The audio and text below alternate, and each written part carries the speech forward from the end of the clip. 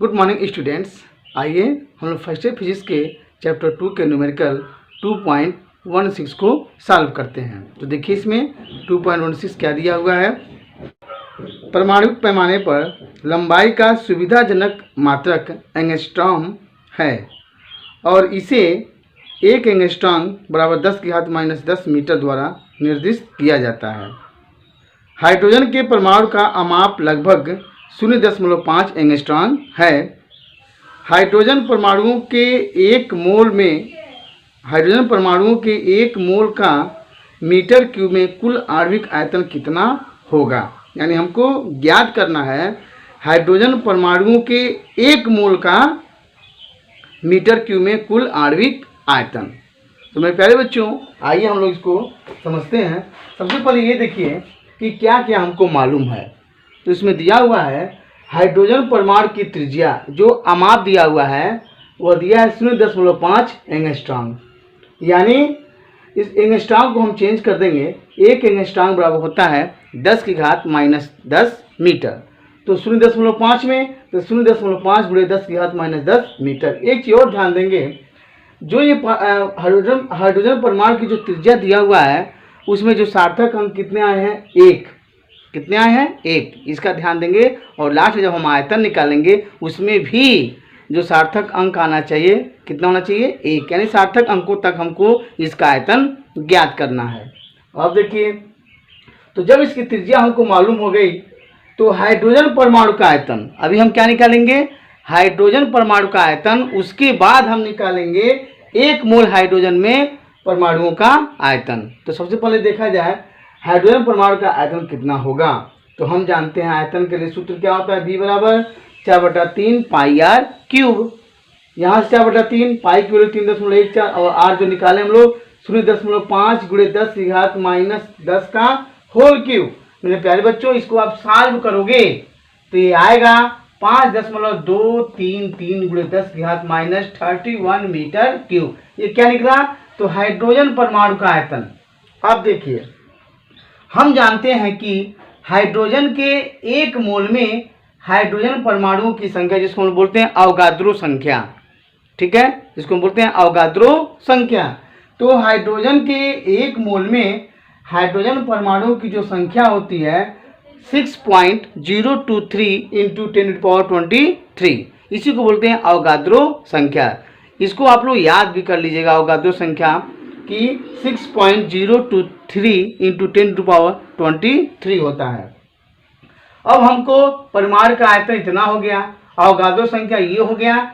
तो अतः 1 मोल हाइड्रोजन में परमाणुओं का आयतन, 1 मोल पूछा है, तो उसके लिए हम क्या करेंगे, 6.023 × 10⁻23 × 5.233 × 10⁻31 का आपस में क्या कर देंगे, गुणा।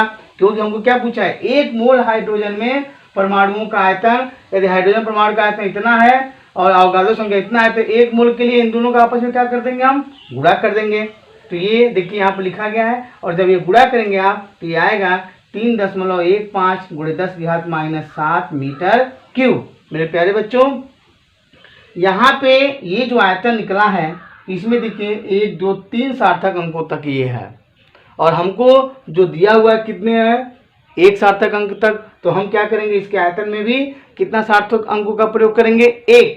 तो यहाँ इसको क्या लिख सकते हैं हम लोग, ओनली लिखेंगे 3, ये हट जाएगा, 3 × 10⁻⁻7 मीटर क्यूब। 3 × 10⁻⁷ metre cube. ये रहा मेरे प्यारे बच्चों 2.16।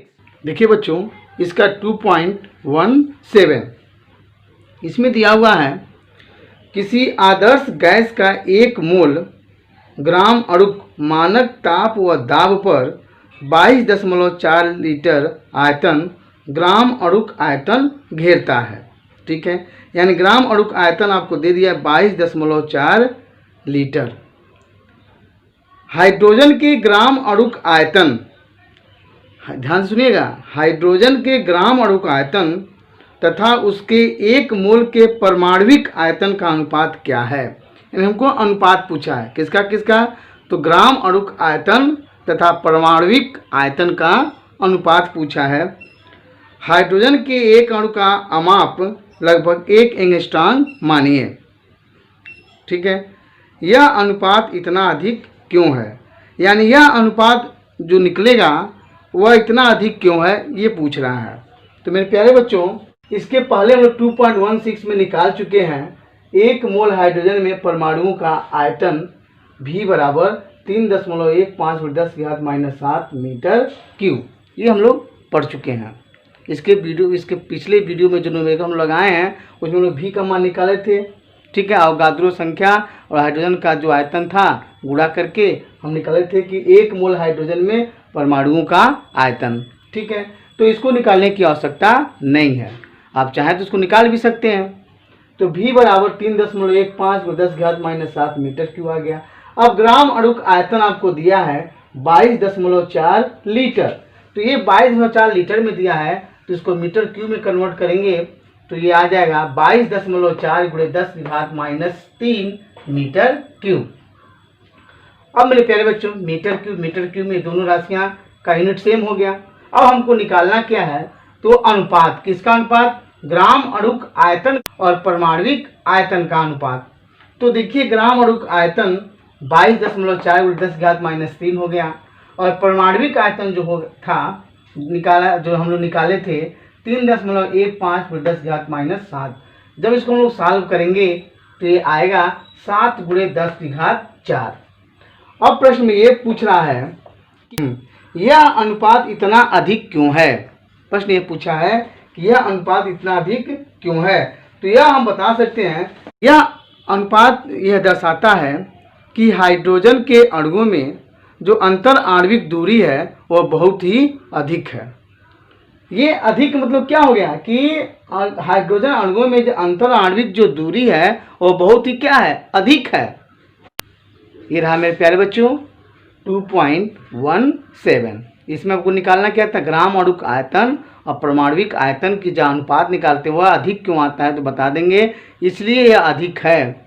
या यही बता सकते हैं कि यह अनुपात इतना अधिक क्यों है। इसका मतलब हो गया कि हाइड्रोजन के अणुओं में जो अंतर आणविक दूरी है वह बहुत ही अधिक है। देखिए बच्चों, इसका 2.18 इसमें दिया हुआ है, इस सामान्य प्रेक्षण की स्पष्ट व्याख्या कीजिए। यदि आप तीव्र गति से गतिमान किसी रेलगाड़ी की खिड़की से बाहर देखें तो समीप के पेड़, मकान आदि रेलगाड़ी की गति की विपरीत दिशा में तेजी से गति करते प्रतीत होते हैं। ऐसा होता भी है कि आप रेलगाड़ी के विंडो से आप देखेंगे तो जो आपके समीप के पेड़ पौधे या मकान दिखाई देता है वह विपरीत दिशा में बहुत तेजी से गति करते हुए दिखाई देते हैं। ऐसा होता है। परंतु दूरस्थ पिंड जैसे पहाड़ियाँ, चंद्रमा, तारे आदि स्थिर प्रतीत होते हैं, यानी वे जो है बहुत लगभग नगण्य गति करते हैं। ये मान चलिए वो स्थिर प्रतीत होते हैं। अब देखिए, वास्तव में क्योंकि आपको ज्ञात है कि आप चल रहे हैं, इसलिए ये दूरस्थ वस्तुएं आपको अपने साथ चलती हुई प्रतीत होती हैं। इसका कारण मेरे प्यारे बच्चों यही है कि हमारे आँख पर बनने वाले कोण का, जो वस्तुएं समीप हैं, मकान हुए, पेड़ पौधे हुए, जो आपको वस्तुएं जो नज़दीक हैं उनके साथ हमारे आँख पे जो कोण बनता है वो काफ़ी अधिक बनता है। ठीक है, और जो दूर वस्तुएं हैं उनके साथ हमारे आँखों पे जो कोण बनता है बहुत ही कम बनता है, लगभग नगण्य होता है। यही कारण है कि पास की वस्तुएं विपरीत दिशा में बहुत फास्ट गति करती हैं, ये ऐसा महसूस होता है, जबकि दूर स्थित जो वस्तुएं होती हैं वह लगभग स्थिर महसूस करती हैं या स्थिर महसूस होता है, वह स्थिर है, ऐसा महसूस होता है। ऐसा क्यों होता है, तो प्रेक्षक पर बनने वाले कोण के कारण। अधिक कोण बनता है तो आपको विपरीत दिशा में गति करती हुई महसूस होती हैं, और लगभग प्रेक्षक के आँख पर बनने वाला जो कोण अगर नगण्य है, बहुत कम है, तो वह स्थिर महसूस होता है।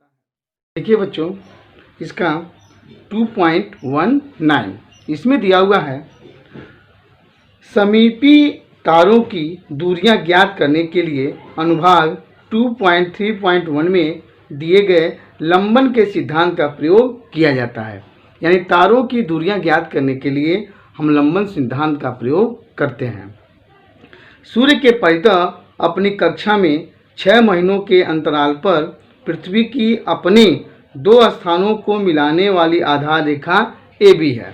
ठीक है, अर्थात आधार रेखा पृथ्वी की कक्षा के व्यास 3 × 10⁻11 मीटर के लगभग बराबर है। यानी जो पृथ्वी की आधार रेखा AB दी हुई है वही उसकी क्या है, व्यास है, और इस व्यास की वैल्यू दे दिया है 3 × 10⁻11 मीटर। लेकिन चूंकि निकटतम तारे भी इतने अधिक दूर हैं कि इतनी लंबी आधार रेखा होने पर भी वे चाँद के केवल 1 सेकंड की कोट का लंबन प्रदर्शित करते हैं, और जो यह तारे हैं वह 1 सेकंड की कोट का प्रदर्शित करते हैं। यानी थीटा की जो वैल्यू दी हुई है वह 1 सेकंड के रूप में दी हुई है। खगोलीय पैमाने पर लंबाई का सुविधाजनक मात्रक पारसेक है। ये हम जानते भी हैं कि खगोलीय पैमाने पर जो लंबाई का मात्रक होता है वह पारसेक होता है। यह किसी पिंड की वह दूरी है जो पृथ्वी से सूर्य तक की दूरी के बराबर आधार रेखा के 2 विपरीत किनारों से चाप के 1 सेकंड का लंबन प्रदर्शित करती है। मीटरों में 1 पारसेक कितना होता है, यानी हमको बताना है कि मीटरों में 1 पारसेक कितना होता है। मेरे प्यारे बच्चों, यहाँ देखिए यह आधार रेखा, ये जो पृथ्वी की कक्षा है उसकी जो आधार रेखा AB है और इसका व्यास दे चुका है 3 × 10⁻11 मीटर। ये इसका लंबन हो गया, और ये आधार रेखा AB की जो अर्धदीर्घ अक्ष द्वारा तारे पर जो बना कोण है वह तारों पर बना कोण को उस तारे का लंबन कोण कहते हैं, और ये क्या है आपका थीटा है। यानी ये लंबन कोण थीटा हो गया, लंबन L हो गया, और ये AB क्या हो गई, इस पृथ्वी की कक्षा की व्यास कहिए या आधार रेखा कहिए। ये फिगर में आपको इतना चीज हो गया। अब हम लोग यहाँ भाषा में भी लिखे हैं कि आधार रेखा AB की अर्धदीर्घ अक्ष द्वारा, ये अर्धदीर्घ अक्ष द्वारा, इस अक्ष को बोलते हैं अर्धदीर्घ अक्ष द्वारा तारे पर अंतरित कोण, इस तारे पर अंतरित कोण को उस तारे का लंबन कोण थीटा कहते हैं। और थीटा वैल्यू कितना दिया है, 1 सेकंड दिया है। हमको निकालना क्या है, हमको निकालना है कि जो तारों की दूरियों मापने का जो मात्रक पारसेक होता है उसकी वैल्यू मीटर में क्या होती है। ठीक है, दूसरी चीज हम जानते हैं, ये फार्मूला भी होता है कि लंबन L बराबर B/2 थीटा। तो ये जो लंबन आएगा वो किस में आएगा, पारसेक में आएगा। और B मतलब क्या हो गया, B मतलब इस पृथ्वी की कक्षा का व्यास, यानी हो जाएगा आपका AB/2 थीटा। तो हमको L निकालने के लिए क्या क्या चाहिए, व्यास। तो व्यास हमको दिया है 3 × 10⁻11, और 2 थीटा मतलब क्या हमको चाहिए, थीटा। तो थीटा की वैल्यू को हम लोग ज्ञात करेंगे किसमें, रेडियन में। किसमें, रेडियन में। हमको दिया किसमें है, सेकेंड में दिया है। तो थीटा बराबर, इसको हम बदलेंगे मिनट में, तो 1/60 मिनट हो जाएगा। अब इस मिनट को जब हम बदलेंगे अंश में, तो 1/60 मिनट में होता है 1 अंश बटे 60 × 60। अब इस आए हुए मान को हम किसमें बदलेंगे, रेडियन में। तो 1/60 × 60 इंटू π/180। अब ये किस में हो गया, रेडियन में। मेरे प्यारे बच्चों, इसको हम लोग सॉल्व करेंगे तो थीटा की वैल्यू आ जाएगी 4.85 × 10⁻6 रेडियन। अब देखिए हमको थीटा मिल गया, AB व्यास हमको दिया ही है। तो अब हम लोग क्या करेंगे, सीधे लंबन L बराबर B/2 थीटा के फार्मूले में दिए गए मान को हम पुट कर देंगे। तो B मतलब क्या, AB आधार रेखा या कहिए पृथ्वी की कक्षा का व्यास। तो AB वैल्यू कितना दिया है, 3 × 10⁻11। 2 थीटा वैल्यू देखिए हम लोग निकाले हैं 4.85 × 10⁻6 हो गया। अब इसको मेरे प्यारे बच्चों सॉल्व करेंगे तो L की वैल्यू आएगी 3.08 × 10⁻16 मीटर, या हम उसको लिख सकते हैं 1 पारसेक बराबर 3.08 × 10⁻16 मीटर। ये रहा मेरे प्यारे बच्चों 2.19।